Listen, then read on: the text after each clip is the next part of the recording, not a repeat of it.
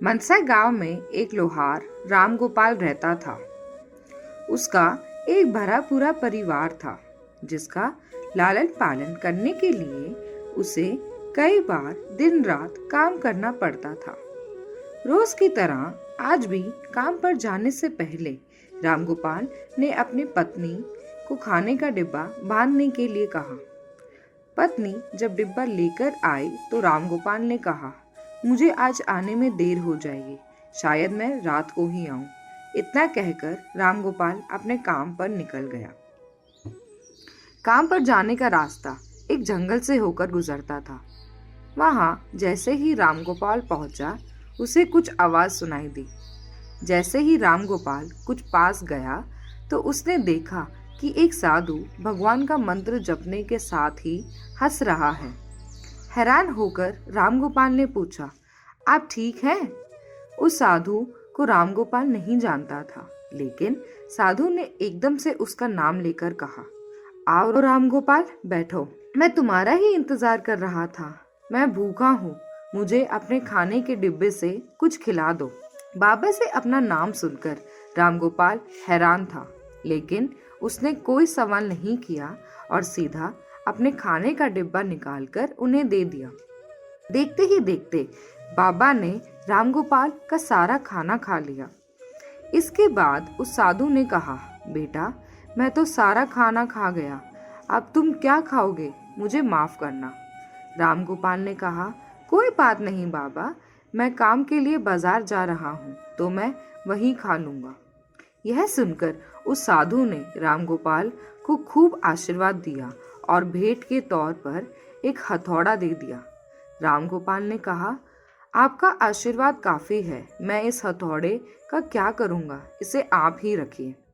साधु ने जवाब देते हुए कहा, बेटा, यह मामूली हथौड़ा नहीं है, यह जादुई हथौड़ा है जो मेरे गुरु ने मुझे दिया और अब मैं तुम्हें दे रहा हूँ, क्योंकि तुम्हारा दिल साफ है। इसका इस्तेमाल अच्छे कामों के लिए ही करना और किसी दूसरे के हाथ में इसे कभी मत आने देना। इतना कहकर वह बाबा वहां से चला गया। राम गोपाल अपने हाथों में हथौड़ा लेकर बाजार काम करने के लिए चला गया। औजार बनाने से पहले उसके दिमाग में आया कि आज इसी हथौड़े से लोहा पीटता हूँ। जैसे ही उसने लोहे पर हथौड़े से चोट मारी, वो सीधा औजार बन गया। दूसरी चोट में लोहा बर्तन बन गया।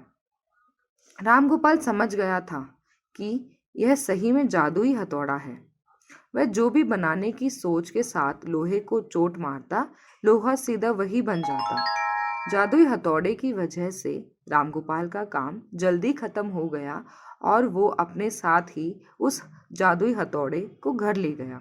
इसी तरह रोज राम गोपाल उस हथौड़े से जल्दी काम खत्म कर लेता और कई बार ज्यादा बर्तन बनाकर उन्हें गांव के लोगों में भी बेच देता था।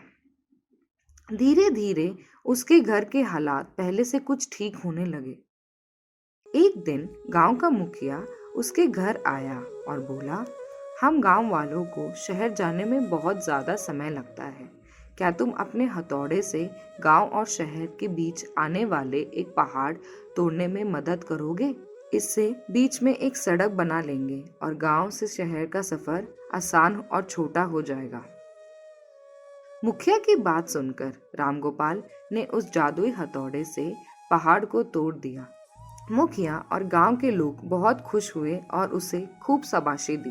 पहाड़ तोड़ने के बाद घर लौटते समय लोहार के मन में हुआ कि इस जादुई हथौड़े से मेरा काम जल्दी हो जाता है, लेकिन कुछ ज्यादा फायदा तो नहीं हो रहा है।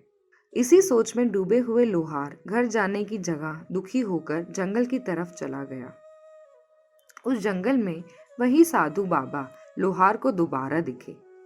लोहार ने उन्हें अपने मन की सारी बात बता दी।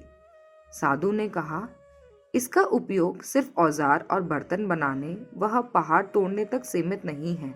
इससे तुम अपने मन का कुछ भी बना सकते हो और कहीं भी कठिन चीज को आसानी से तोड़ सकते हो। रामगोपाल ने अच्छे से साधु बाबा से उस जादुई हथौड़े को इस्तेमाल करने का तरीका सीख लिया। इसके बाद रामगोपाल ने बहुत धन कमाया। आज रामगोपाल एक अमीर आदमी बन गया है। कभी भी वो आज भी ज़रूरत महसूस होती है उस जादुई हथौड़े को इस्तेमाल कर लेता है। कहानी से सीख, चाहे कोई वस्तु हो या दिमाग, इसका इस्तेमाल पूरी तरह से करना चाहिए। साथ ही अपने पास मौजूद सामान का मूल्य समझना जरूरी है। व्यर्थ हताश होने से काम नहीं बनता।